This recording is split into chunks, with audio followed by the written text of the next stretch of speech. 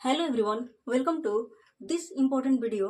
पिछले वीडियो में हम लोग अर्थ की दृष्टि से शब्द के भेद को पढ़ चुके हैं। आज इस वीडियो में हम लोग रचना की दृष्टि से शब्द के भेद को पढ़ने वाले हैं। तो आइए शुरू करते हैं। तो रचना की दृष्टि से शब्द तीन प्रकार के होते हैं। पहला होता है रूढ़ शब्द, दूसरा होता है यौगिक शब्द और तीसरा होता है योग रूढ़ शब्द। तो हम लोग सबसे पहले पहला का डेफिनेशन समझेंगे और समझेंगे कि आखिर रूढ़ शब्द होता क्या है।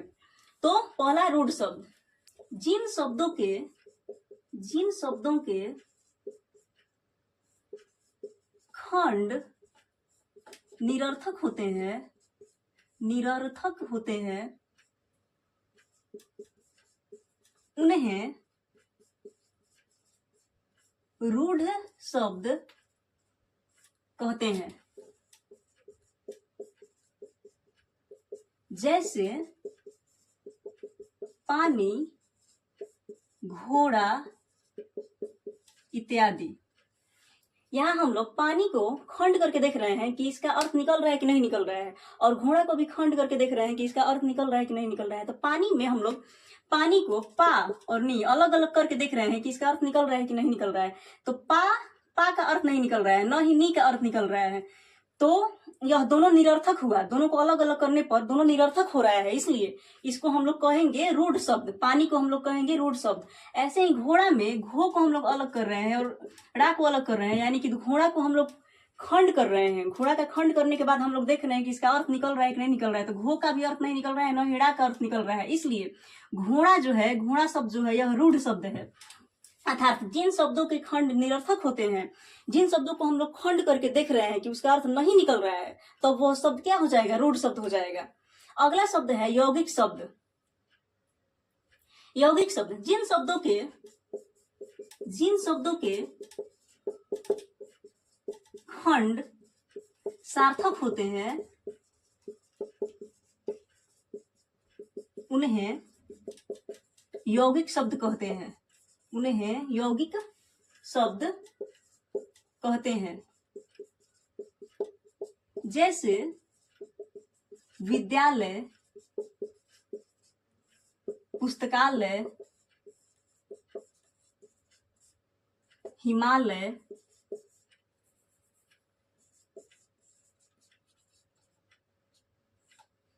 इत्यादि।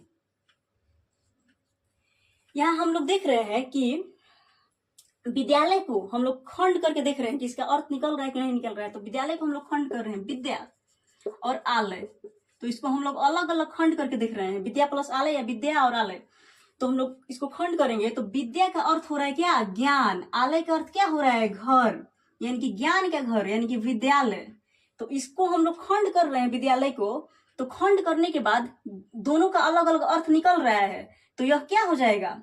यह हो जाएगा यौगिक शब्द। यदि दोनों का अलग अलग अर्थ नहीं निकलेगा, निरर्थक रहेगा, तो क्या हो जाएगा? रूढ़ शब्द हो जाएगा। तो हम लोग का विद्यालय जो शब्द है यह क्या हो जाएगा? यौगिक शब्द हो जाएगा। ऐसे ही पुस्तकालय में हम लोग पुस्तकालय को खंड करके देख रहे हैं कि इसका अर्थ निकल रहा है कि नहीं निकल रहा है। यदि अर्थ निकल जाएगा तो वह क्या हो जाएगा? यौगिक शब्द हो जाएगा। यदि अर्थ नहीं निकलेगा तो वह रूढ़ शब्द हो जाएगा। यह पुस्तकालय में हम लोग इसका हम लोग खंड कर रहे हैं, तो हो जाएगा पुस्तक और आलय। तो यहाँ पर हम लोग देख रहे हैं कि पुस्तक यानी कि क्या हो गया? पुस्तक पढ़ने वाला पुस्तक हो गया, और आलय क्या हो गया? आलय का मतलब होता है घर। तो यहाँ हम लोग अलग अलग करके पुस्तकालय को देख रहे हैं, तो यहाँ पर पुस्तक का भी अर्थ निकल रहा है और आलय का भी अर्थ निकल रहा है, इसलिए पुस्तकालय जो हम लोग का है यह क्या हो जाएगा? यौगिक शब्द हो जाएगा।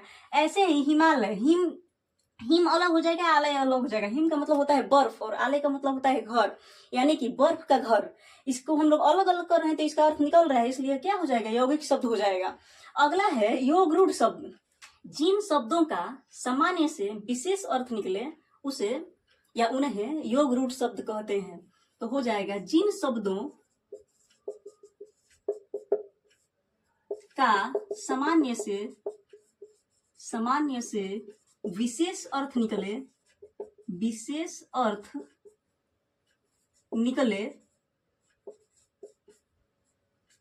उन्हें योगरूढ़ शब्द कहते हैं। योगरूढ़ शब्द कहते हैं। योगरूढ़ शब्द कहते हैं।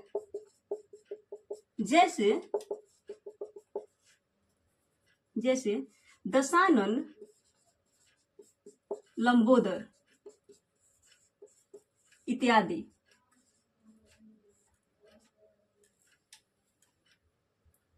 यहाँ योग रूढ़ शब्द का डिफिनीशन यह हुआ कि जिन शब्दों का सामान्य से विशेष अर्थ निकले, यानी कि जो शब्द दिया है वो अर्थ न निकल के कोई और ही अर्थ निकले, तब उन्हें क्या कहते हैं? योग रूढ़ शब्द कहते हैं। जैसे दशानन यानी कि 10 भुजा हैं जिनके, तो कौन हो जाएंगे? रावण। तो यहाँ पर सामान्य अर्थ न निकल करके विशेष अर्थ निकल रहा है कि 10 भुजा हैं जिसके, तो कौन? तो रावण। दूसरा है लंबोदर, यानी कि लंबोदर का मतलब होता है कि लंबा है जिसका उदर यानी कि पेट, तो लंबोदर। इस लंबोदर इसका सामान्य अर्थ न निकल के यह अर्थ निकल रहा है कि गणेश भगवान, यानी कि लंबा है पेट जिनके, वो कौन है? तो वो है गणेश भगवान। आशा करती हूँ आप लोगों को रचना की दृष्टि से शब्दों के भेद, रूढ़, यौगिक और योग रूढ़ के बारे में समझ में आया होगा।